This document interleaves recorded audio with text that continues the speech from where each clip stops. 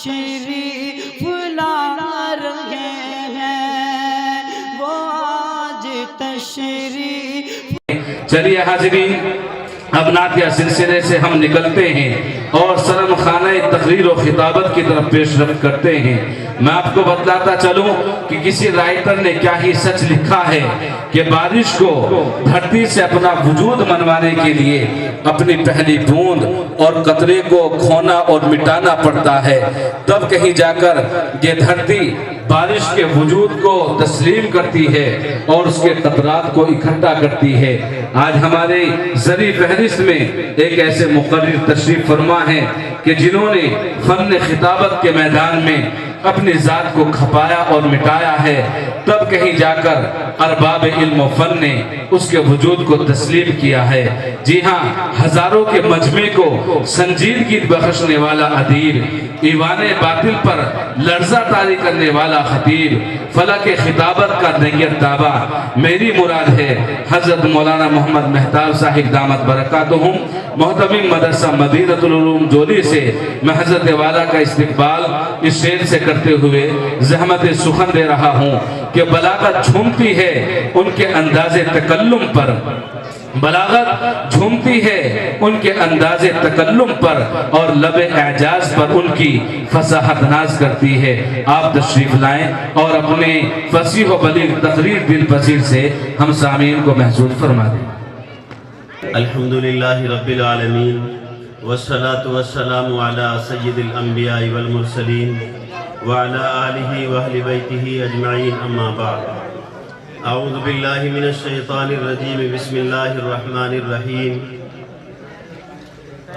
والذین جاؤوا من بعدهم یقولون ربنا اغفر لنا ولإخواننا الذین سبقونا بالایمان ولا تجعل فی قلوبنا غلا للذین آمنوا ربنا انک رؤوف رحیم، صدق اللہ العظیم۔ وقال النبی صلی اللہ علیہ وسلم علیکم بسنتی وسنت الخلفاء الراشدین المہدیین، او کما قال علیہ الصلاۃ والتسلیم۔ مستند رستے وہی مانے گئے جن سے ہو کر تیرے دیوانے گئے، مستند رستے وہی مانے گئے جن سے ہو کر تیرے دیوانے گئے۔ حضرات علماء اکرام، معزز مہمانان اعظام، بزرگوں اور بھائیوں، عزیز بچوں، پس پردہ، ہمارے ان جلوس کا مقصد معروفات کا حکم دینا اور منکرات سے روکنا ہے۔ بڑے بڑے اکابر علماء ان جلسے جلوس میں تشریف لاتے رہے ہیں، ہم ان کا حق تو کیا ادا کر پائیں گے؟ ظاہر ہے جس حال میں بھی یہ علماء صلحاء بزرگوں کے ساتھ مجلس قائم ہو جائے اپنے آپ میں بڑی بات ہے۔ اللہ تبارک و تعالی نے قرآن کریم کے اندر ارشاد فرمایا اور ہمارے لیے اس کو میزان عدل بنایا۔ حضور پاک صلی اللہ علیہ وسلم نے جب مکہ المکرمہ میں آخری نبوت کا اعلان کیا تو ایک دم ایسی بجلی گری، جو لوگ برسہا برس سے آپ کو امین کہتے تھے، آپ سے بڑی محبت کرتے تھے، وہ سارے یکلخت ناراض ہو گئے اور آپ کی بات کو مانتے تو کیا ظلم و ستم پر آ گئے۔ ایسا ظلم و ستم کیا، ایسا ظلم و ستم کیا کہ تاریخ کے اوراقوں میں وہ ظلم و ستم بھی لکھا ہے، ان پتھروں کی برسات کا عالم اور منظر بھی لکھا ہے۔ لیکن حضور اقدس صلی اللہ علیہ وسلم گھر گھر جاتے، لوگوں کو معروفات کی تعلیم دیتے، منکرات سے روکتے، اور جو لوگ حضور کو ستاتے اس وجہ سے ستاتے کہ اللہ کے رسول ان کو اندھیروں سے نکال کر روشنی کی طرف لا رہے تھے، ایسی روشنی کی طرف جو قیامت تک صرف اور صرف اجالا ہے، ابدی اندھیروں سے نکال کر ابدی روشنی کی طرف ان کو لایا جا رہا تھا، لیکن اس کو گوارا نہ کیا، ظلم و ستم پر آ گئے، اللہ کے رسول صلی اللہ علیہ وسلم پر اور آپ کے جانثاروں پر، ظلم کا دائرہ بڑھنے لگا، اتنا بڑھا کہ حضور علیہ السلام نے ایک وفد کو تنگ آ کر ملک حبشہ بھیجا۔ وہاں بھی لوگوں نے پیچھا نہیں چھوڑا، وہیں تک پہنچ گئے، لیکن اللہ نے وہاں ان کو پناہ دی اور ان کا مستقر بنایا، ان کو ٹھکانہ دیا۔ اسی کے ساتھ ساتھ مکہ میں اور افراد تیار ہوتے رہے، نبی کریم صلی اللہ علیہ وسلم دعا کرتے رہے۔ کچھ لوگ سوچتے ہیں کہ مدینہ ہجرت فرمائی اور مدینہ گویا پہلے سے مسلمانوں کی آبادی والا علاقہ ہوگا۔ کس انداز سے مدینہ المنورہ میں دین اسلام کا پرچم لہرایا نبی کریم صلی اللہ علیہ وسلم۔ کفار مکہ کا ایک میلہ ہوتا تھا، مقام عقبہ پر بڑے بڑے سورما اور پہلوان وہاں آتے تھے، اپنی قسمت آزمائی کرتے تھے۔ مدینے سے بھی کچھ وفد چل کر کے آئے، اللہ کے رسول صلی اللہ علیہ وسلم مکہ کی گلیوں سے نکلے، مقام عقاب تک پہنچے۔ وہاں پر 6 آدمیوں سے ملاقات ہوئی۔ جب ان 6 آدمیوں نے حضور علیہ السلام کو اپنی جانب آتے ہوئے دیکھا تو وہ سوچنے لگے کہ ہو سکتا ہے مکے کا کوئی سردار آ رہا ہے یا کوئی بڑا آدمی ہے، ہو سکتا ہے ہم سے کوئی بات کہنے کے لیے آیا ہو، لیکن ان کا دل اندر سے جواب دے رہا ہے کہ نہیں، یہ تو کوئی اور ہے، یہ تو کوئی عجیب شخصیت ہے، ایسا نورانی چہرہ اللہ اکبر کبھی کسی آنکھوں نے نہ دیکھا تھا نہ سنا تھا۔ آج ان 6 آدمیوں کا مقابلہ اور مناظرہ حضور سرکار دو عالم صلی اللہ علیہ وسلم سے ہو رہا۔ اللہ کے رسول کو جب انہوں نے دیکھا، ان کے دلوں پر گویا ایمان کی بجلیاں گری اور مذہب اسلام کی روشنی نے ان کے دل کو منور کر دیا۔ ان 6 آدمیوں کو حضور نے وحدانیت کی طرف بلایا۔ مدینے کی سرزمین بڑی نرم ہے، وہ مان گئے اور انہوں نے اسی وقت کلمہ طیبہ پڑھا۔ وہ مدینے گئے، جا کر انہوں نے حضور علیہ السلام کی خبر دی کہ آسمانی کتابوں میں جو اب سے پہلے جن کی خبر دی جاتی رہی ہے، وہ پیغمبر مکہ المکرمہ میں پیدا ہو چکا ہے اور ان کی نبوت کا اعلان ہو چلا ہے، اور ہم نے ان کے اوپر ایمان بھی قبول کر لیا۔ ان کی باتوں کو سنا تو 12 آدمیوں کا ایک قافلہ حضور علیہ السلام سے ملاقات کے لیے مکہ المکرمہ تشریف لے گیا۔ ان 12 آدمیوں نے حضور سے ملاقات کی، دیکھتے ہی پہچان گئے یہ وہی چہرہ ہے جس کا ذکر توریت میں ہے، انجیل میں ہے اور ساری آسمانی کتابوں میں ہے۔ فوراً پہچان گئے، ایمان قبول کیا۔ جب نبی علیہ السلام نے دیکھا کہ 6 وہ اور 12 یہ 18 ہو گئے تو مصعب بن عمیر کو ان کے ساتھ روانہ فرمایا کہ جاؤ، جا کر مدینہ المنورہ میں دین کا کام کرو، دعوت کا کام کرو، توحید کا اعلان کرو اور توحید کے ماں سوا کا انکار کرو اور لوگوں کو ایک رب کی طرف بلاؤ۔ یہ تمام کے تمام لوگ چلے گئے۔ ادھر مدینہ میں محنت ہو رہی ہے، ادھر مکہ المکرمہ میں ظلم بڑھ رہا ہے۔ سیدنا حضرت بلال رضی اللہ تعالیٰ عنہ کا نام تقریباً ہر مسلمان جانتا ہے، سارے مسلمان جانتے ہیں۔ جب یہ مکہ میں غلامانہ زندگی گزار رہے ہیں، ان کے مالک نے ان کو روزانہ ڈیوٹی دے رکھی ہے، تمہیں اناج پیسنا ہے، جو پیسنا ہے، چکی چلانی ہے۔ اسی درمیان حضور پاک صلی اللہ علیہ وسلم حضرت بلال کے پاس آئے، سلام دعا ہوئی، اس کے بعد پوچھا بلال کیا حال ہے؟ تو بلال کا جواب تھا تمہیں کیا مطلب، میرے پاس تو دنیا آتی ہے حوال اور حالات جاننے کے لیے، لیکن دوا کوئی نہیں کرتا، سب آتے ہیں پوچھتے ہیں چلے جاتے ہیں، لیکن بلال کو خبر نہیں تھی کہ آج جس ذات سے پالا پڑا ہے وہ کوئی اور ہے۔ اللہ کے رسول نے پوچھا تمہیں کیا ہوا؟ کہا مجھے بخار چڑھ رہا۔ اللہ کے رسول صلی اللہ علیہ وسلم نے سنا اور سن کر گھر تشریف لائے، کچھ دوائی اٹھائی، کچھ دودھ اٹھایا، کھجور لیا اور جا کر بلال سے کہا تم یہ کھاؤ اور پڑھ کے سو جاؤ۔ بلال حبشی رضی اللہ عنہ بولے اے محمد میں تو پڑھ کے سو جاؤں گا، لیکن میرے مالک نے میرا ذمہ لگایا ہے اور میری ڈیوٹی لگائی ہے کہ مجھے یہ جو پیسنے ہیں، اور صبح جب وہ آئے گا اور وہ دیکھے گا جو نہیں پیسے ہیں تو بہت کوڑے مارے گا۔ اسے نہیں پتا ہے مجھے بخار چڑھا ہے، سردی لگ رہی ہے۔ نبی علیہ السلام نے کہا بلال تو لحاف اوڑھ کے سو جا، تیرا یہ کام محمد کرے گا۔ قربان جائیے آمنہ کے لال پر، نبی علیہ السلام پر ابھی ایک دوسرے سے معرفت حاصل نہیں، ابھی بلال نے ایمان بھی قبول نہیں کیا۔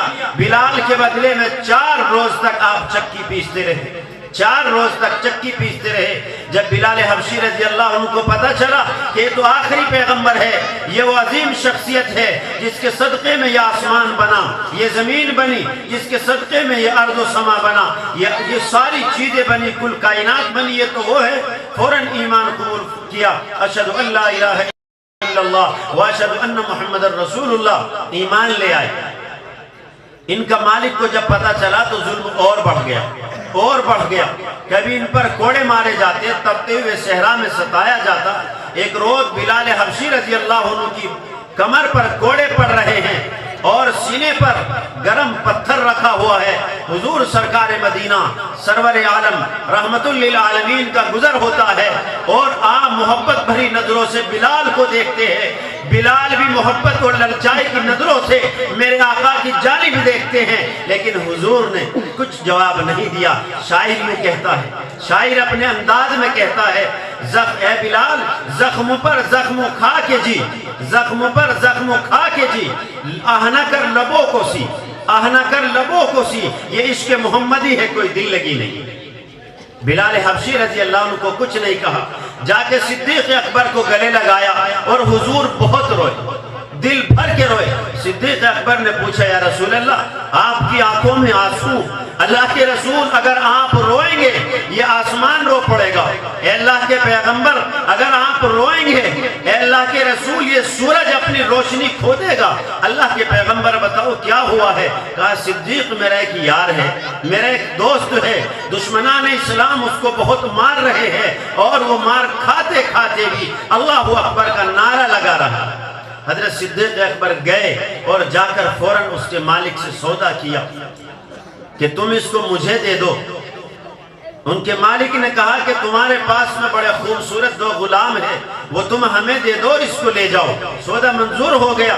حضرت بلال حبشی رضی اللہ عنہ کا ہاتھ پکڑ کے حضرت صدیق اکبر حضور سرکار مدینہ صلی اللہ علیہ وسلم کی خدمت میں لے گئے کہ یا رسول اللہ آپ کا دیوانہ، آپ کا عاشق آپ کے سامنے حاضر ہے۔ اللہ کے رسول نے سینے سے لگایا، گلے سے لگایا، بڑی دعائیں دی اور اتنی محبت کرتے تھے حضور۔ حضرت بلال سے جب مکہ فتح ہوا تو خانہ کعبہ آج جس کے اوپر سے دنیا کا کوئی جہاز نہیں گزرتا ہے، پرندے بھی ڈرتے ہیں اس کے سامنے آنے سے، اس لیے کہ وہاں ڈائریکٹ اللہ کی تجلی پڑتی ہے۔ جب مکہ فتح ہوا حضور نے بلال کو بلایا کہ بلال یہ دنیا میں سب سے مقدس گھر ہے، بلال یہ سب سے مقدس گھر ہے، تو اس کی چھت پہ چڑھ کے اذان دے، اللہ اکبر اللہ اکبر۔ بلال حبشی رضی اللہ تعالیٰ عنہ نے اذان دی۔ آج بھی وہ اذان ہماری مسجدوں میں ہوتی ہے۔ ہم اہل سنت والجماعت علماء حق علماء دیوبند کے ماننے والے ہیں، انہی 17 کلمات کے ساتھ اسی اذان پر، اذان بلالی پر کھڑے ہوئے ہیں۔ جو دعوت کا کام، جو مشن جناب محمد الرسول اللہ سرکار دو عالم صلی اللہ علیہ وسلم نے صحابہ کو دیا اور ظلم و ستم کی چکیوں میں پیسے گئے، لیکن کلمہ طیبہ کی محنت کو نہیں چھوڑا۔ اسی طریقے پر علماء حق علماء دیوبند کھڑے ہوئے ہیں۔ لاکھ قربانیاں دینی پڑے، لاکھ طوفان آئے، لاکھ زلزلے آئے، لیکن دعوت و توحید کی للکار سے کبھی اپنے آپ کو نہیں روکا ہے۔ لاکھ باطل اپنے ایوانوں میں گرجیں اور علماء دیوبند کو جھجوڑیں، اس لیے کہ یہ ان کے اصلی اولاد ہیں، ان کے جانشین ہیں، ان کے وارث ہیں کہ جنہوں نے 18 سال تک روضہ رسول پر درس بخاری دیا اور نبی پاک صلی اللہ علیہ وسلم کے روضے پر الصلاۃ والسلام علیک یا رسول اللہ، الصلاۃ والسلام علیک یا حبیب اللہ کے نعرے لگائے۔ جو وہاں کے خادمین مجاوروں نے دیکھا کہ کوئی انڈیا کا اللہ کے رسول کا عاشق ہے، جب وہ آتا ہے تو منظر بدل جاتا ہے، جب وہ آتا ہے تو منظر بدل جاتا ہے۔ حضرت شیخ الاسلام مولانا حسین احمد مدنی جب وہاں پر درود و پاک کا نذرانہ پڑھتے ہیں اور سلام پیش کرتے ہیں تو اندر سے جواب آتا ہے وعلیک السلام یا ولد ہندی، وعلیک السلام یا ولد ہندی، اے ہندوستان کے بیٹے تجھ پر سلام ہو۔ آج بھارت کا مسلمان اسی امتحان سے گزر رہا ہے، اور علماء دیوبند، علماء حق، اہل سنت والجماعت کے جیالے اور ان کے سرخیل، ان کے سردار، ان کے سپہ سالار اسی دعوت کے مشن کو، اسی توحید کے مشن کو پوری دنیا کو سنا رہے ہیں، جو سیدنا حضرت آدم علیہ السلام سے شروع ہوئے، جس کو اللہ تبارک و تعالی ایمان کا، اعتقاد کا حصہ بیان کرتا ہے۔ سورہ بقرہ میں اللہ کہتا ہے والذین یؤمنون بما انزل الیک وما انزل من قبلک وبالآخرۃ ہم یوقنون، اور وہ لوگ جو ایمان لائے محمد پر، قرآن کریم پر، اور پہلے سارے پیغمبروں پر۔ نبی پاک صلی اللہ علیہ وسلم نے سارے پیغمبروں کی پیغمبریت کا، ساری نبوتوں کا اعلان فرمایا، جس پر آج بھی علماء حق، علماء دیوبند الحمدللہ میدان عمل میں ہے۔ اور کیوں نہ ہو، یہ سچے جو عاشق ہیں، آپ حضرات نے قصے سنے ہوں گے قربانیوں کے۔ میں ایک چھوٹی سی مثال دیتا ہوں میرے ساتھیوں۔ ایک بار سعودیہ میں ایسی سرکار آ گئی جنہوں نے کہا کہ مزاروں کو توڑ دو، مزاروں کو بنانا شرعاً جائز نہیں۔ آج انہی کے پجاری چپے چپے پر میدان میں کھڑے ہیں اور علماء دیوبند کو للکار رہے ہیں، جس طرح ان کے بڑے اور ان کے بڑوں نے بین اعلام الاعلام بین ہندوستان علی دار السلام کے فتوے دیے، اور ہزاروں بگے جنگل کے لالچ میں انگریز کے تلوے چاٹے۔ آج ان کے وارث، ان کی اولادیں اسی نہج پر کھڑی ہے اور علماء دیوبند کے مشن کو آگے بڑھانے سے روکنا چاہتی ہے۔ لیکن یاد رکھو ساتھیو، یہ وہ مقدس جماعت ہے، یہ مقدس ہستیاں ہیں جنہوں نے نبی پاک صلی اللہ علیہ وسلم پر ایمان رکھا ہے، جن کا ایمان ختم نبوت پر ہے، جن کا ایمان عدل صحابہ پر ہے، جن کا مشن مشن صحابہ ہے، جن کا مشن صحابہ ہے، مشن امامت ہے، مشن خطابت ہے، یہ ان کے وارثین ہے۔ حضور سرکار دو عالم صلی اللہ علیہ وسلم کا روزہ ہے، وہاں کی سرکار نے کہا سارے مزارات کو گرا دو۔ آج تو لوگ مزاروں سے کمائی کر رہے ہیں، بڑا موٹا پیسہ کمایا جا رہا ہے، عقیدہ بھی خراب، ایمان بھی خراب، اور پیسہ کا پیسہ حاصل ہو رہا ہے۔ چپے چپے پر دکانیں کھلی ہیں۔ تو نبی پاک صلی اللہ علیہ وسلم کے روزے کا جب نمبر آیا، وہاں کی سرکار نے پوچھا روزے رسول کے بارے میں کیا رائے ہے، کیا اس کو بھی گرا دیا جائے؟ تو علماء حرمین شریفین جمع ہوئے اور انہوں نے کہا کہ نہیں، دارالعلوم دیوبند خبر بھیجی جائے اور ان سے فتویٰ لیا جائے کہ وہ روزے اقدس کے بارے میں، روزے رسول کے بارے میں کیا کہتے ہیں۔ اس لیے کہ روزے رسول پوری دنیا کے ایمان کا مسئلہ ہے، اس لیے کہ ہم علماء دیوبند اہل سنت والجماعت نبی پاک صلی اللہ علیہ وسلم سے ایسی محبت کرتے ہیں، اور تو اور جس جگہ میرے آقا آرام کر رہے ہیں اس جگہ سے بھی اتنی محبت کرتے ہیں، ہمارے عقیدے میں شامل، ہمارے ایمان میں شامل، کہ اس جگہ کا مقام بھی عرش آدم سے افضل ہے۔ کیوں؟ جو لوگ محبت کی دنیا کو جانتے ہیں، جنہوں نے محبت کے دروازے کو کھٹکھٹایا ہے، وہ جانتے ہیں کہ حبیب اور محبوب کا رشتہ کیا ہوتا ہے۔ اللہ عرش پر اکیلے ہیں، اللہ عرش پر اکیلے ہیں، اور ہر جگہ حاضر و ناظر، ہر جگہ موجود ہے، یہ میرے ایمان کا حصہ ہے۔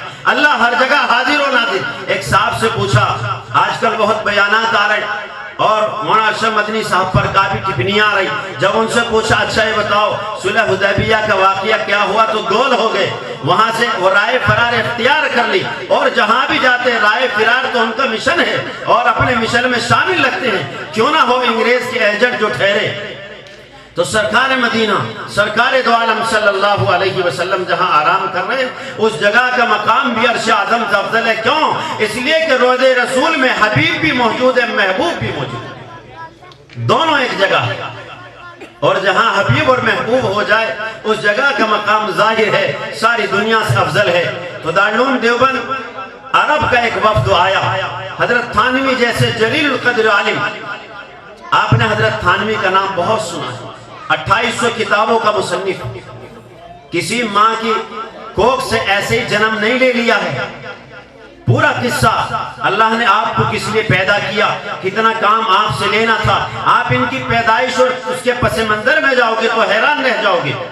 آپ کے والد محترم حضرت تھانوی رحمت اللہ علیہ اور ان کے بھائی اختر صاحب 2 بھائی ہیں. ان کے جو والد تھے بڑے نواب تھے اپنے زمانے کے، ہزاروں بیگھے کے مالک. ایک بار ان کو خارش ہو گئی اور خارش اتنی زیادہ ہوئی کہ پریشان ہو گئے. ڈاکٹروں سے ملے، حکیموں سے ملے، سب نے ہاتھ کھڑے کر دیے کہ آپ لا علاج مریض ہیں. ایک حکیم کے پاس گئے کہ تمہاری حکمت میں دم نہیں. حکیم نے غصے میں آ کر کے کہا کہ نواب صاحب خارش تو چلی جائے گی لیکن زندگی بھر اولاد نہیں ہوگی. نواب صاحب نے کہا آپ کا کام دوا دینے کا ہے، یہ رب کا کام ہے، تم دوائی دو. نواب صاحب نے دوائی کھائی، کھاد چلی گئی، خارش ختم ہو گئی. لیکن جب جوانی ڈھلنے لگی تو اولاد کی یاد آئی. اللہ سے دعا کی، یا اللہ کوئی اولاد دے دے. رات دن دعائیں کی، قبول نہ ہوئی. ایک روز حضرت مولانا شمس الدین ترک پانی پتی سے ملاقات ہو گئی. فرمایا کہ حضرت دعا کر دو، حکیموں کا کہنا ہے میرے کوئی اولاد نہیں ہوگی. مولانا شمس الدین ترک پانی پتی نے کہا کہ نہیں، اولاد ہوگی، 1 نہیں 2 ہوگی. 2 بیٹے ہوں گے، ایک تیرا ہوگا، ایک میرا ہوگا. اور نام بھی مرتب فرمائے کہ ایک کا نام اختر رکھ لینا، ایک اشرف رکھ لینا. اشرف ہمارا ہوگا، اختر تیرا. جب پہلا بیٹا پیدا ہوا تو نواب صاحب نے اس کا نام اختر رکھا. دوسرا بیٹا پیدا ہوا تو اس کا نام اشرف رکھا. حضرت مولانا شمس الدین ترک پانی پتی کے پاس پیغام بھیجوایا کہ حضرت آپ کا اشرف پیدا ہو گیا ہے، آ کر کے لے جائیں. حضرت تشریف لائے، گلے سے لگایا، دعائیں دی کہ نواب صاحب یہ بچہ میرا ہے، آپ اس کو دین پڑھائے. تم نے دے دیا، میں نے لے لیا. تاریخ گواہ ہے جب اللہ نے ان کے اوپر آسمانی علوم کے دروازے کھولے اور ان کی فہم و فراست کو کھولا تو اس اللہ کے نیک بندے نے، اس سہرائی درویش نے 2800 کتابوں کو قلم بند کیا، 2800 کتابوں کو لکھا. تو جب علماء حرم دارالعلوم دیوبند آئے، 3 دن جلسہ چلا، میٹنگیں چلی، مشورہ چلا کہ روضہ رسول کو توڑا جائے یا نہ توڑا جائے. حضرت تھانوی رحمت اللہ علیہ کی چیخیں نکل گئی. تیسرے دن کھڑے ہو گئے، کہا کہ بیٹھ جاؤ، 3 دن سے دیکھ رہا ہوں آپ کو سوالات ہو رہے، مجھے شرع صدر ہو گیا، آپ روضہ رسول کو ہاتھ نہیں لگا سکتے. کیوں؟ کیا مزار بنانے کی اجازت ہے؟ کیا بنا القبور جائز ہے علماء دیوبند کے یہاں؟ کیا حدیث کا انکار کرو گے؟ حضرت تھانوی رحمت اللہ علیہ نے 2 ٹوک کہا، حدیث پر ہمارا ایمان ہے، حدیث کا منکر کافر ہوگا، اور روضہ رسول کو آپ توڑ نہیں سکتے. علماء حرم پریشان کہ پھر ایسا کیا مسئلہ ہے، ہم توڑ نہیں سکتے. کہ سنو، حدیث شریف کے اندر آیا ہے قبر بنائی جائے، اس کے اوپر تعمیر کرنا، گنبد بنانا، یہ شرعاً حرام اور جائز نہیں. لیکن وہاں تو حجرہ عائشہ پہلے ہے اور روضہ رسول بعد میں بنا. حجرہ عائشہ پہلے ہے، روضہ رسول بعد میں بنا ہے، قبر بعد میں بنی ہے، حجرہ پہلے سے موجود ہے، اس لیے آپ اس کو ہاتھ نہیں لگا سکتے.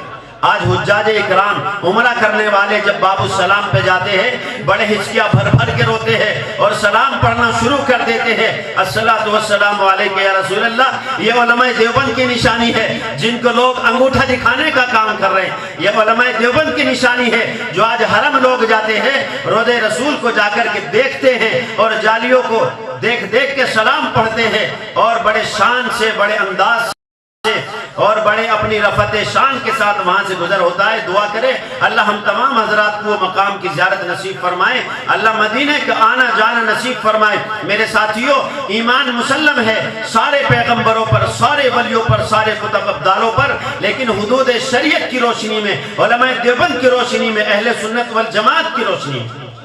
کیوں کہی میں نے یہ بات؟ اس لیے کہیں ان کے پاس میں ایسی ترازو ہے جس کو یہ پورا تولتے ہیں، نہ کم نہ زیادہ. اللہ کہتا ہے والذین جاؤوا من بعدہم یقولون ربنا اغفر لنا. اللہ فرما رہا ہے وہ لوگ جو صحابہ کے بعد میں آئیں گے وہ دعا کریں گے، ربنا اغفر لنا، اے اللہ ہماری مغفرت فرما، ولاخواننا الذین سبقونا، اے اللہ ہمارے ان بھائیوں کی بھی مغفرت فرما جو ہم سے پہلے ہیں، یعنی صحابہ اکرام کے بارے میں فرمایا ولا تجعل فی قلوبنا، اے اللہ صحابہ اکرام کے بارے میں ہمارے دلوں میں بغض، عداوت، کجی پیدا نہ فرما. اے اللہ معاف کرنے والے والے ہیں، اللہ آپ رحمان ہے، اللہ آپ رحیم ہے۔ تو میرے ساتھیوں، ان جلسے جلوس کا مقصد ہے صحابہ کے مشن کو آگے بڑھانا، اس لیے کہ صحابہ امت مسلمہ کے لیے، مذہب اسلام کے لیے ریڑھ کی ہڈی ہے، جو ہم سب کے لیے مشعل راہ ہے۔ ان کا ایک ایک قدم، ایک ایک راستہ، ایک ایک طریقہ، ایک ایک تمام وہ چیز جن کو صحابہ نے چنا ہے اور مانا ہے، وہ ہے، اس لیے کہ مظہر نبوت ہے۔ اگر کسی کو چلتی پھرتی نبوت دیکھنی ہو تو وہ صحابہ اکرام کے کردار کو دیکھے، صحابہ اکرام کی جماعت کو دیکھ لیں، نبوت کا مزاج اور مشن نبوت سمجھ میں آ جائے گا۔ مظہر نبوت ہے صحابہ اکرام، اور آپ علیہ السلام کے سچے ترجمان ہیں مذہب اسلام کے، اور نبی پاک صلی اللہ علیہ وسلم کے آخری نبوت کے اول مخاطب ہے صحابہ اکرام رضوان اللہ تعالی علیہم اجمعین۔